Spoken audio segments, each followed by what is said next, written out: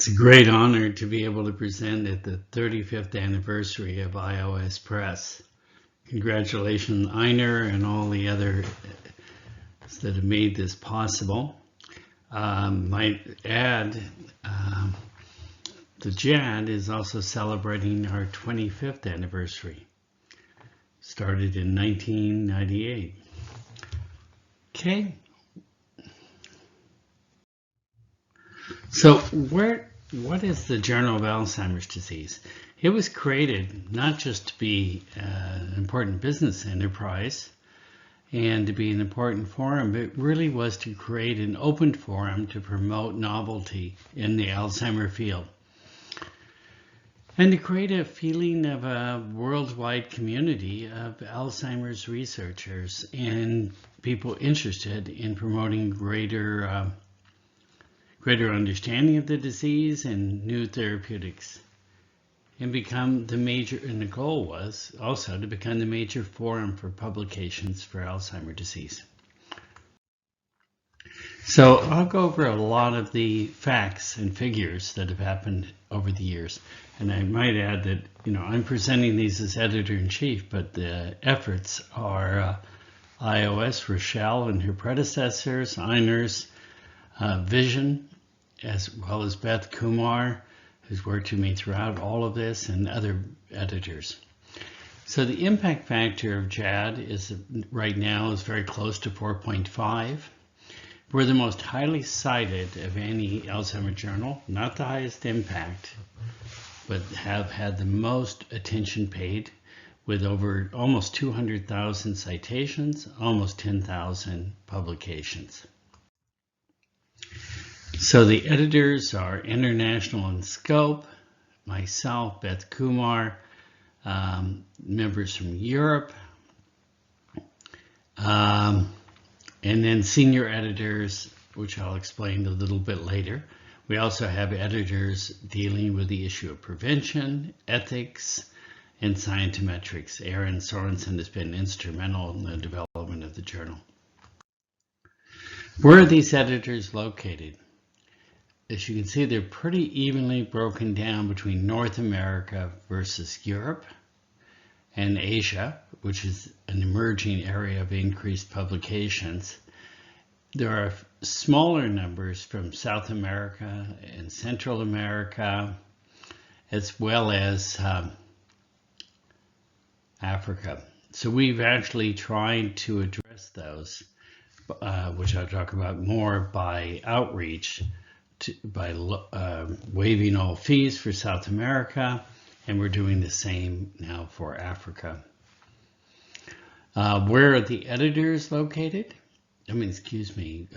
Authors? Approximately the same as where our editors are located in North America and in Europe. And you can see that we actually have a larger contribution from Europe than North America, as well as Asia, South America, etc. Citations to the journal, this going down, of course, is an artifact that this year is not complete, but you can see how basically the number of publications in the journal has gone stabilized somewhere around 800 to 900 per year.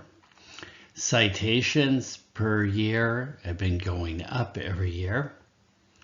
And that's where we end. You can see this through the increased slope. Who's citing us?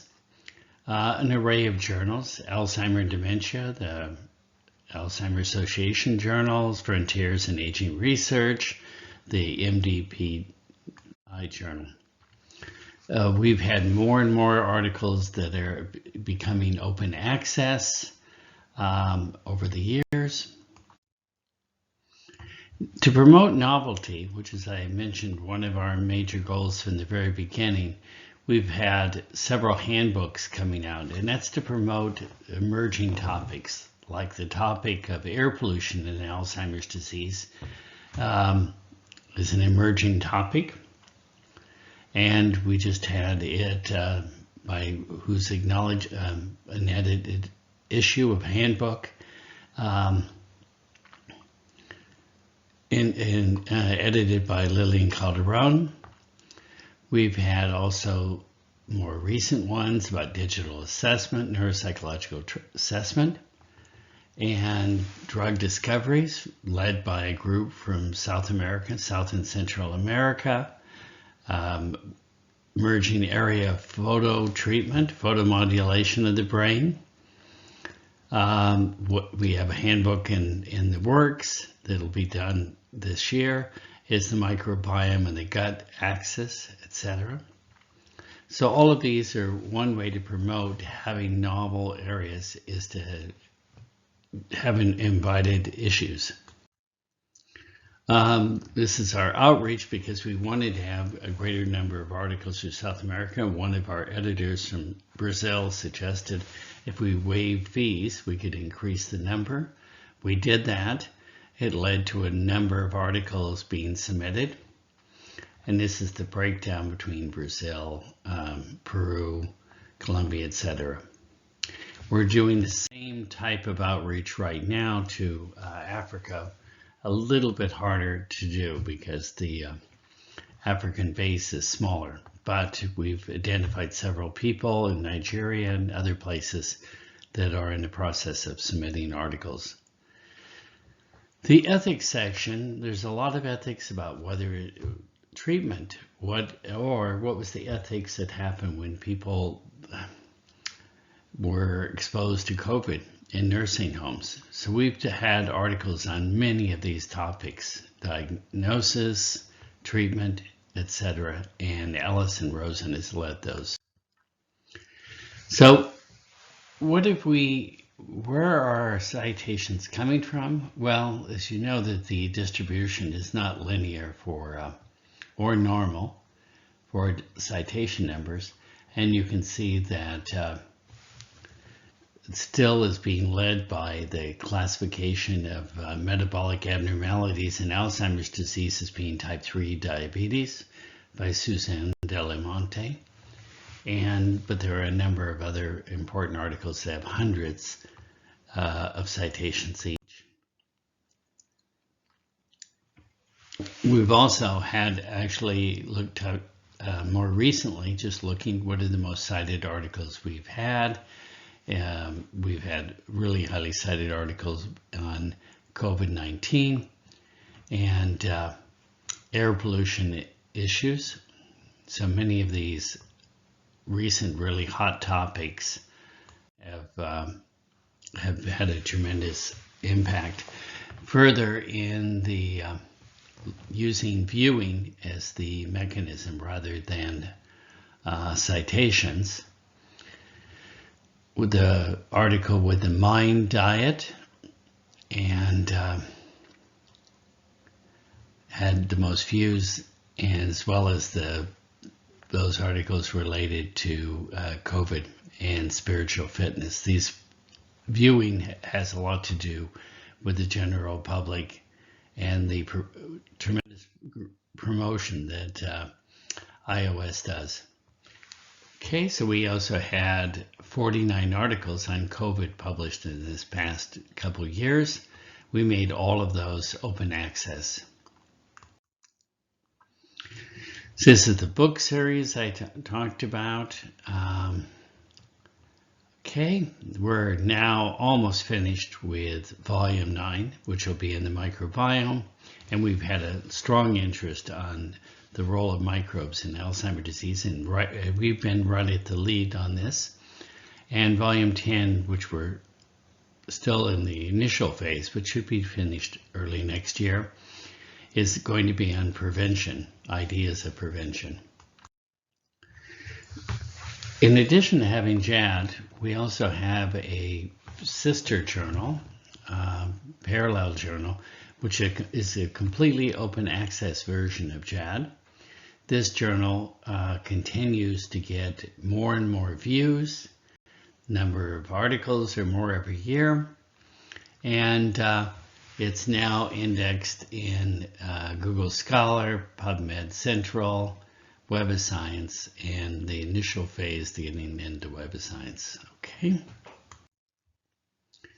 We get a tremendous amount of media coverage for our articles. We select, I personally select, as well as through other mechanisms, select a couple articles per issue, and we get tremendous media coverage on those.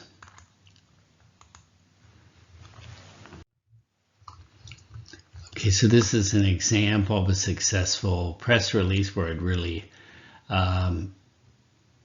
where people really paid a lot of attention to it. It relates to the COVID brain damage. Okay, and this was a highly cited article, but here you can see the altimetrics is quite high, 724, 77 news outlets, etc. So JAD is having a tremendous impact in the public sphere. The website, we've worked together with a group at Mass General and to launch this new website, and Aaron Sorensen played a key role in it. It's maintained by Beth Kumar as well as others.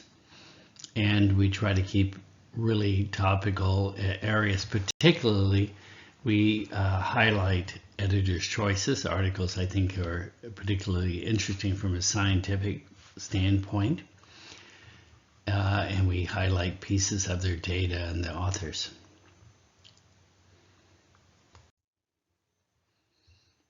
So this is some of the thing. We also have a blog section in it where we can have really rapid topical items of which people will have a chance to comment on it. That's been pretty successful. We also have a JAD Facebook page where we post content from JAD.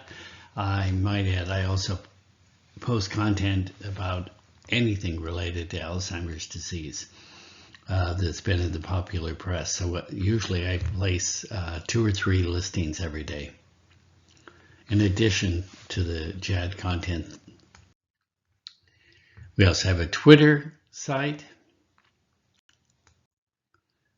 and a newsletter Carmela works on, and it'll feature various topics, but it comes out often, and it features all the articles we have as well as the editor's choices, etc. And that's sent to all of our editors as well as other people that are connected with the journal.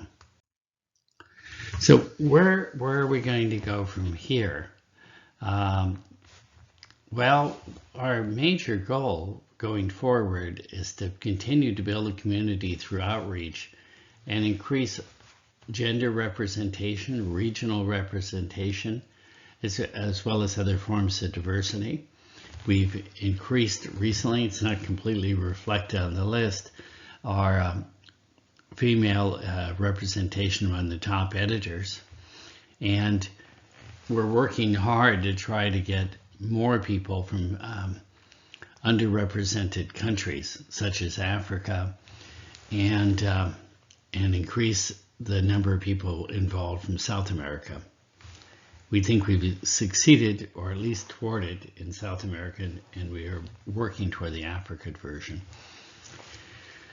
We also think this is the last few years with the failure of approaches of removing amyloid as having therapeutic benefit really marks the time that Alzheimer's research needs to move on and look broader for the future. And JAD has led in that area and will even be more necessary to develop areas such as the involvement of air pollution, nutrition, microbes, and prevention. And also, I think aligned with Einer's dream, is we'd like to develop new tools and instruments to advance the field. We've done that in the past with Aaron Sorensen's scientometrics analysis of the most productive members of our field, but now we have really the opportunity to do much more.